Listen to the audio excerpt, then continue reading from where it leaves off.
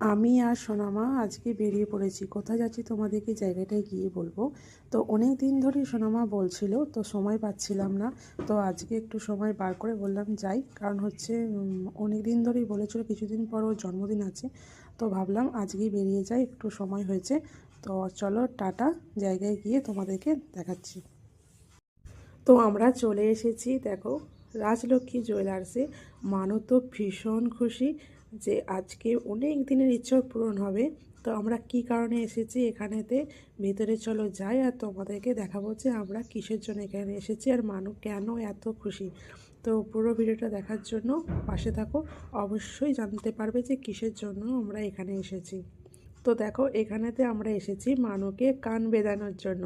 আর মানু অনেক দিন ধরে বলছিল যে মা কানটা বেঁধে দাও, কিন্তু আমি যে কানেরটা নিয়ে এসেছি সেটা দিয়ে বলছিল যে হবে না, কারণ ওটা একটু ছিলে কাটা মতো ছিল।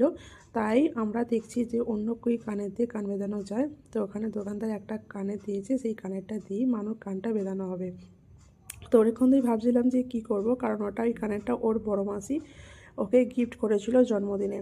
তাই ভাবছি যে এই কানেরটাকে নিয়ে আমি কি করব, কারণ এই একটা রিং তো এখনকার কোনো বাচ্চারাই পরতে চায় না। তো একটা রিং রয়েছে, তার পরিবর্তে যদি আর একটা রিং নিই তাহলে কি হবে। তাই অনেক ভাবনা চিন্তা করে ভাবলাম যে যাই অন্য একটা কানের নিয়ে মানুষ কানটা বিধিয়ে নিই, কারণ অনেক দিন ধরেই বলেছে এরপরে যদি আবার ফিরে যাই মন খারাপ হয়ে যাবে। তো দেখো, কান বেঁধানোর জন্য আমাকে কানে দাগ দিতে বলেছে। আমি তো বুঝতেই পারছি না যে কীভাবে দাগটা আমি দেবো। ওর পাতাটা বারবার টেনে টেনে দেখছি যে কানটা বেঁধালে কী হবে। যে বেঁধাবে তিনি বলেছিলেন যে একটু উঁচুতে, কিন্তু আমি ভাবলাম যে একটু উঁচুতে যদি বেঁধাই পরবর্তীকালে দেখতে বিচ্ছিরি লাগবে, আর খুব নিচুতে বেঁধানো যাবে না। তাই আমি কানের পাতার ঠিক মিডিল করে দাগ দিয়ে দিচ্ছি, সেটা দেখি কানটা বেঁধানো হবে।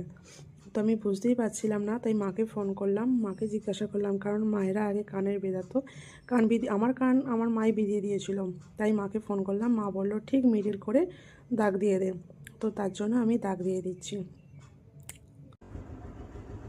তোর নাম কি বলতো? কি না ঠিক করে বল, কি নাম তুই বলেছিস তো? তোকে বেশি কে ভালোবাসে?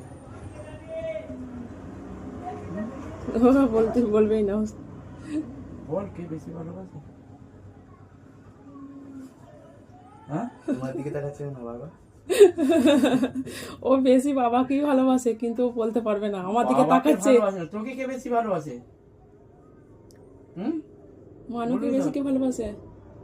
কে বেশি ভালোবাসে বলবি তো? দেখ কেমন লাগিয়ে, দেখছো?